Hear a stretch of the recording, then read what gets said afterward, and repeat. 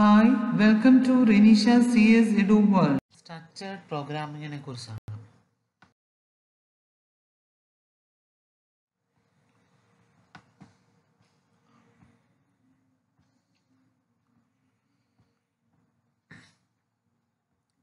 ഈ സ്ട്രക്ചേർഡ് പ്രോഗ്രാമിങ്ങിൻ്റെ അകത്ത് ഇതൊരു പ്രോഗ്രാമിംഗ് അപ്രോച്ചാണ്. ഇതിൻ്റെ അകത്ത് പ്രോഗ്രാം ഉണ്ടാക്കുന്ന ഒരു സിംഗിൾ സ്ട്രക്ചറായിട്ടായിരിക്കും.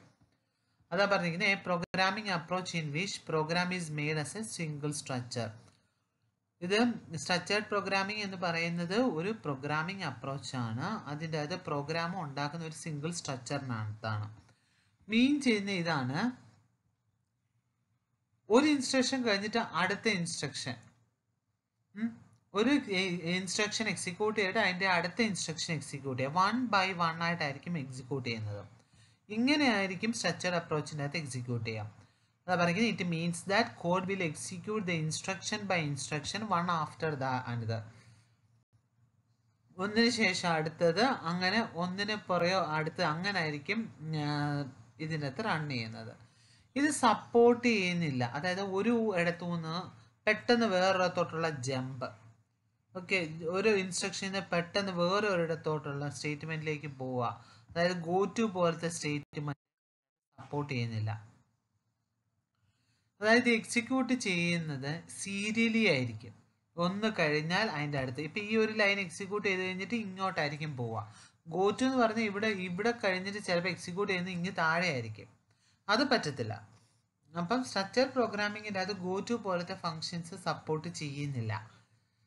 വൺ ആഫ്റ്റർ സീരിയലി ഒന്നിന് പുറകെ ഒന്നായിട്ട് ഇത് എക്സിക്യൂട്ട് ചെയ്യുന്നത്.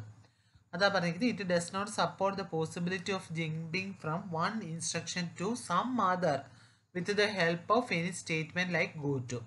ഒരിടത്തുനിന്ന് വേറെ എങ്ങോട്ടേലും പോകാനായിട്ട് പറ്റില്ല ഈ ഗോ ടു പോലത്തെ യൂസ് ചെയ്തിട്ട്. അപ്പം therefore the instruction in this approach will be executed in a serial and structured manner. ഇത് എക്സിക്യൂട്ട് ചെയ്യുന്നത് സീരിയലി സ്ട്രക്ചേർഡ് മാനറിലായിരിക്കും ഇത് എക്സിക്യൂട്ട് ചെയ്യാം. നമ്മൾ പ്രോഗ്രാമിംഗ് എഴുതുമ്പോൾ 8085 അകത്തൊക്കെ നമ്മൾ ഗോ ടു യൂസ് ചെയ്യുന്നുണ്ട്. അങ്ങനത്തെ സ്റ്റേറ്റ്മെൻ്റ് ഒന്നും ഈ സ്ട്രക്ചേർഡ് പ്രോഗ്രാമിങ്ങിൻ്റെ അകത്ത് സപ്പോർട്ട് ചെയ്യുന്നില്ല.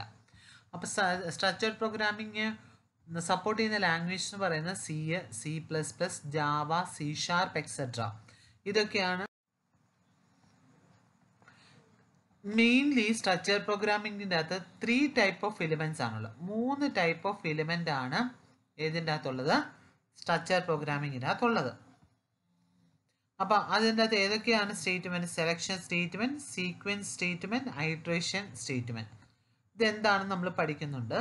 3 ടൈപ്പ് ഓഫ് സ്റ്റേറ്റ്മെൻ്റ് ആണ് സ്ട്രക്ചർ പ്രോഗ്രാമിങ്ങിൻ്റെ അകത്ത് സപ്പോർട്ട് ചെയ്യുന്നത്: സെലക്ഷൻ, സീക്വൻസ് ആൻഡ് ഐട്രേഷൻ. പിന്നെ structured programming consist of well structured and separate modules, but the entry and exit in A structure programming is A single time event. അതായത് structure പ്രോഗ്രാമിങ്ങിൻ്റെ അകത്തൊരു well structured ആണ്,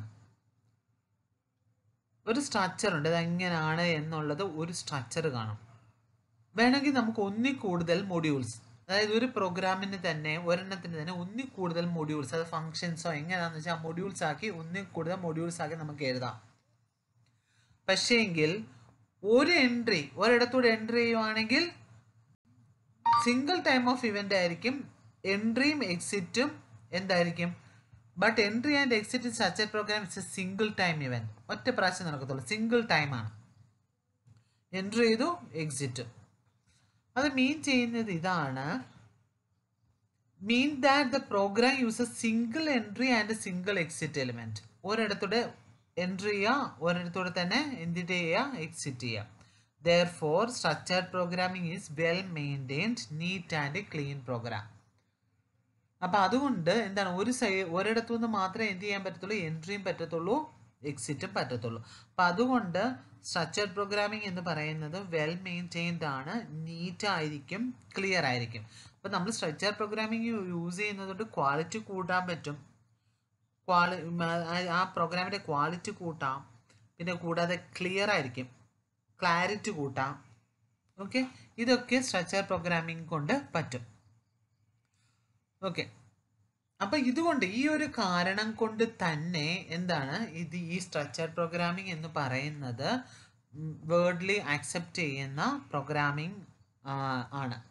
okay, അതായത് ഈ 3 statement ആണ് ഇതിൻ്റെ 3 കാര്യങ്ങളാണ് ഇതിനകത്ത് 3 ടൈപ്പ് ഓഫ് എലിമെൻ്റ് ആണ് ഇതിനകത്ത് സപ്പോർട്ട് ചെയ്യുന്നത്. സെലക്ഷൻ, സീക്വൻസ്, ഐട്രേഷൻ അത് പറയുന്നുണ്ട്. വെൽ സ്ട്രക്ചേർഡ് ആണ്. അതിൻ്റെ അകത്ത് വേണമെങ്കിൽ മൊഡ്യൂൾസ് ആക്കി ഡിവൈഡ് ചെയ്യാം. ഇപ്പോൾ ഒരു ലാർജ് പ്രോഗ്രാം ആണെങ്കിൽ അതിനെ ഡിവൈഡഡ് ഇൻറ്റു സ്മോൾ പീസസ്, അത് സെപ്പറേറ്റ്ലി സോൾവ് ചെയ്യാം. അങ്ങനെ ചെയ്യാനായിട്ട് പറ്റും. അതിനുവേണ്ടി നമുക്ക് ഫങ്ഷൻസോ ഒക്കെ യൂസ് ചെയ്യാം. പിന്നെ ഇതിൻ്റെ അകത്ത് പറഞ്ഞ ഇതാണ്, പ്രോഗ്രാം ചെയ്യുമ്പോഴത്തേന് single entry and single exit element ആയിരിക്കും. അപ്പോൾ അതുകൊണ്ട് എന്താണ് പ്രോഗ്രാം എന്ന് പറയുന്നത് വെൽ മെയിൻറ്റൈൻഡ്, നീറ്റും ക്ലീനും ആയിരിക്കും.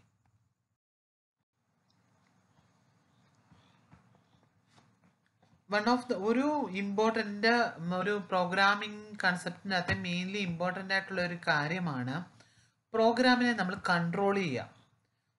Okay, so that different line of code are executed. അതുകൊണ്ട് എന്ത് ചെയ്യും, വേറെ ലൈൻ ഓഫ് കോഡ് ആയിരിക്കും എക്സിക്യൂട്ട് ചെയ്യുന്നത്. ചിലപ്പം ചില ലൈൻസ് എന്ന് പറയുന്നത് എന്ത് ചെയ്യും, റിപ്പീറ്റ് ചെയ്തിട്ട് തന്നെ ഒത്തിരി പ്രാവശ്യം മെനി ടൈംസ് അത് റിപ്പീറ്റ് ചെയ്യുകയും ചെയ്യും. അപ്പോൾ അതാണ് പറഞ്ഞിരിക്കുന്നത്. One of the most important concept of programming is the ability to control the program. Okay, നമ്മൾ കൺട്രോൾ ചെയ്യണം, പ്രോഗ്രാമിനെ കൺട്രോൾ ചെയ്യാനായിട്ടുള്ള എബിലിറ്റി വേണം. So that different line of code are executed. അതുകൊണ്ട് എന്ത് പറ്റും, കൺട്രോൾ ചെയ്യുന്നത് കൊണ്ട് വേറെ ലൈൻസ് അത് എക്സിക്യൂട്ട് ചെയ്യും. Or that some lines of code are executed many times. ചിലപ്പോൾ എന്താണ് മെനി ടൈംസ് തന്നെ ചില കോഡുകൾ അത് എക്സിക്യൂട്ട് ചെയ്യും റിപ്പീറ്റ് ചെയ്തിട്ട്. The mechanism that allow us to control the flow of execution are called control structure. നമ്മൾ ഇതിനകത്ത് പറയുന്നത് ഈ ഫ്ലോയെ എങ്ങനെയായിരിക്കും ഈ എക്സിക്യൂട്ട് ചെയ്യുന്നത്, ആ ഫ്ലോയെ കൺട്രോൾ ചെയ്യുന്നതിനെയാണ് നമ്മൾ എന്ത് പറയുന്നത്, കൺട്രോൾ സ്ട്രക്ചർ എന്ന് പറയുന്നത്. ആ മെക്കാനിസത്തിനെയാണ് എന്ത് പറയുക, control structure. The mechanism that allow us to control the flow of execution are called control structure. Okay, അപ്പം ഇതിൻ്റെ കൺട്രോള്, ഫ്ലോ ഓഫ് കൺട്രോള്, എക്സിക്യൂഷൻ്റെ ഫ്ലോ ഓഫ് കൺട്രോളിനെ എന്ത് ചെയ്യാണ്, കൺട്രോൾ ചെയ്യുക. അതിനുവേണ്ടി യൂസ് ചെയ്യുന്നതാണ് കൺട്രോൾ സ്ട്രക്ചർ. അപ്പോൾ അത് നമ്മൾ ഓൾറെഡി പറഞ്ഞായിരുന്നു. ഈ സ്ട്രക്ചർ പ്രോഗ്രാമിങ്ങിൻ്റെ അകത്ത് നമ്മൾ 3 കാറ്റഗറീസ് ആണ് യൂസ് ചെയ്യുന്നത്. ഒന്നെന്ന് പറയുന്നത് സീക്വൻസ്, സെലക്ഷൻ ആൻഡ് ഐട്രേഷൻ ആണ്. സീക്വൻസ് എന്ന് പറഞ്ഞു കഴിഞ്ഞെങ്കിൽ simply do one instruction that next and next. Okay, സാധാരണ ഒരെണ്ണം ചെയ്യുക, അതിൻ്റെ പുറകെ അടുത്ത് ചെയ്യുക, അതിൻ്റെ പുറകെ അടുത്ത് ചെയ്യുക, അതാണ് സീക്വൻസ്. സെലക്ഷൻ എന്ന് പറഞ്ഞെങ്കിൽ if where you select or choice between 2 or more flows. അതായത് ഇപ്പം നമ്മൾ വരുവാണ്, ഇപ്പം ഈവൻ ആണോ ഓഡ് ആണോ, അപ്പം അങ്ങനത്തെ കേസുകളിൽ എന്ന് പറഞ്ഞു കഴിഞ്ഞാൽ നമ്മൾ ചെക്ക് ചെയ്തിട്ട് ഒരു കണ്ടീഷൻ ചെക്ക് ചെയ്തിട്ട് ആ കണ്ടീഷൻ ട്രൂ ആണെങ്കിൽ എന്താണ് ഒരു പാത്ത്, കണ്ടീഷൻ ട്രൂ ആണ്. അപ്പോൾ ഈവൻ ആകുന്ന കേസിലാണെങ്കിൽ നമ്മൾ നമ്പർ മോഡ് 2 = 0 ആണെങ്കിൽ എന്താണ് ഈവൻ ആണെന്ന് ചൂസ് ചെയ്യും, അല്ലെങ്കിലോ ഓഡ്. ഓക്കെ, അതാണ് പറഞ്ഞിരിക്കുന്നത്. ചോയ്സ് നമ്മൾ ഏതാണോ കൊടുക്കുന്ന അതിനനുസരിച്ച് ഡിസൈഡ് ചെയ്യും ഏതാണ് പാത്ത് എന്നുള്ളത്. ഓക്കെ, അതിനാണ് സെലക്ഷൻ എന്ന് പറയുന്നത്. This is where you select or choose between 2 or more flows. The choice is decided by asking some sort of questions.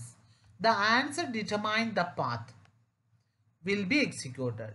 Okay, അത് ട്രൂ ആണെങ്കിൽ ഒരു പാത്ത്, ഫോൾസ് ആണെങ്കിൽ വേറൊരു പാത്ത്. അതാണ് അവിടെ പറഞ്ഞിരിക്കുന്നത് സെലക്ഷൻ്റെ അകത്ത്. ഇനി ഐട്രേഷൻ എന്ന് പറഞ്ഞു കഴിഞ്ഞാൽ നമ്മൾ റിപ്പീറ്റ് ചെയ്തിട്ട് ഇൻസ്ട്രക്ഷൻസ് ചെയ്യാം. നമ്മൾ നേരത്തെ ചെയ്തതിൻ്റെ അകത്തെന്ന് പറഞ്ഞെങ്കിൽ സം ഓഫ് n നമ്പേഴ്സ്, ആ കേസിലെന്ന് പറഞ്ഞു കഴിഞ്ഞാൽ നമ്മൾ റിപ്പീറ്റ് ചെയ്തിട്ടാണ് ആ സ്റ്റെപ്പുകൾ പിന്നെയും ചെയ്യണം. അങ്ങനെ ചെയ്യുന്നതിനെയാണ് എന്ത് പറയുക, ഐട്രേഷൻ എന്ന് പറയുന്നത്. ഓക്കെ, ഈ ഐട്രേഷനെയാണ് റെപ്പറ്റീഷൻ എന്ന് നമ്മൾ പറയും. ഈ അതിനകത്ത് എന്താ പറയുക, ചില കോഡ് എക്സിക്യൂട്ട് ചെയ്യുക റിപ്പീറ്റഡ്ലി സെവറൽ ടൈംസ് എക്സിക്യൂട്ട് ചെയ്യുന്നതിനെയാണ് എന്ത് പറയുക, ഐട്രേഷൻ. അഡ്വാൻറ്റേജസ് എന്തൊക്കെയാണ് ഇതിൻ്റെ അഡ്വാൻറ്റേജസ് എന്ന് പറയുന്നത്? Easy to read and understand. Easy ആയിട്ട് നമുക്ക് റീഡ് ചെയ്യാൻ പറ്റും, ഈസി ആയിട്ട് നമുക്ക് അണ്ടർസ്റ്റാൻഡ് ചെയ്യാൻ പറ്റും. യൂസർ ഫ്രണ്ട്ലി, യൂസറിന് ഭയങ്കര യൂസർ ഫ്രണ്ട്ലി ആയിട്ടുള്ള ഒരു പ്രോഗ്രാമിംഗ് അപ്രോച്ചാണ് structured programming. Easy to maintain ചെയ്യാം, എന്തെങ്കിലും ഒരു മെയിൻ്റെനൻസ് വരുവാണെങ്കിൽ നമുക്ക് ഈസി ആയിട്ട് മെയിൻറ്റെയിൻ ചെയ്യാം. Mainly problem based instead of being machine based. Okay, mainly problem based ആണ്. മെഷീൻ ബേസിനേക്കാളും കൂടുതൽ എന്താണ് പ്രോബ്ലത്തിൻ്റെ ബേസ് ചെയ്തിട്ടാണ് സ്ട്രക്ചർഡ് പ്രോഗ്രാമിംഗ് എഴുതുന്നത്. Development is easy as it required less effort and time. Development ഈസിയാണ്, എന്താണ് ലെസ് എഫേർട്ട് മതി, required less effort and time കുറച്ച് മതി, ലെസ് എഫേർട്ടും മതി. അപ്പോൾ ഇത് ഈസി ആയിട്ട് നമുക്ക് ഡെവലപ്പ് ചെയ്യാൻ പറ്റും. പിന്നെ ഈസി ടു ഡീബഗ്, എന്തെങ്കിലും എറർ വരുവാണെങ്കിൽ അത് ഈസി ആയിട്ട് ഡീബഗ് ചെയ്ത് കണ്ടുപിടിക്കാൻ പറ്റും. ഓരോ സെപ്പറേറ്റ് മൊഡ്യൂൾ ആണെങ്കിൽ ആ പർട്ടിക്കുലർ മൊഡ്യൂളിൻ്റെ അകത്താണ് എറർ വരുന്നത് എന്നുണ്ടെങ്കിൽ നമുക്ക് ആ പർട്ടിക്കുലർ മൊഡ്യൂൾ മാത്രം ചേഞ്ച് ചെയ്താൽ മതി. അപ്പോൾ അങ്ങനത്തെ കേസുകളിലൊക്കെ എന്ന് പറയുന്നത് ഈസിയാണ് നമുക്ക് ഡീബഗ് ചെയ്യാനായിട്ട്. മെഷീൻ ഇൻഡിപെൻഡൻറ്റ് മോസ്റ്റ്ലി, മിക്ക സ്ട്രക്ചർഡ് പ്രോഗ്രാമിംഗ് എന്ന് പറയുന്നത് മെഷീനുമായിട്ട് ഡിപ്പെൻഡൻ്റ് അല്ല, ഇൻഡിപെൻഡൻ്റ് ആണ്. മെഷീൻ ഇൻഡിപെൻഡൻ്റ് ആണ്. These are the advantages of structured programming. Next is the disadvantages. Disadvantage എന്ന് പറയുന്നത് since it is machine independent, മെഷീനുമായിട്ട് ഇൻഡിപെൻഡൻ്റ് ആണ്, so it takes time to convert in to machine code. മെഷീനുമായിട്ട് independent ആയതുകൊണ്ട് അതെന്ത് വേണം, time എടുക്കും മെഷീൻ കോഡിലോട്ട് കൺവേർട്ട് ചെയ്യാനായിട്ട്. അപ്പം മെഷീനുമായിട്ട് ഇൻഡിപെൻഡൻ്റ് ആയതുകൊണ്ട് ഇതിന് കുറച്ച് ടൈം എടുക്കും.